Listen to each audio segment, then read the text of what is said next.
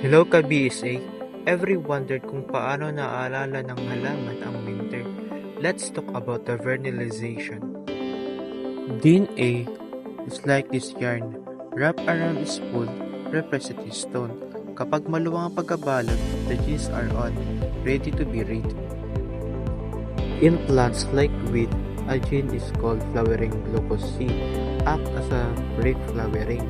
Cold signal make the DNA wrap so tight na hindi na ito mabasa. But look, during a cold winter, epigenetics kicks in. We call this histone modification. Tight wrapping means off. Once the winter ends, the plants remember the cold. The flowering leukocyte gene stays quiet at namumulaklak na. That's how plants time their growth for the maximum yield. Agri-science is all about the memory of DNA.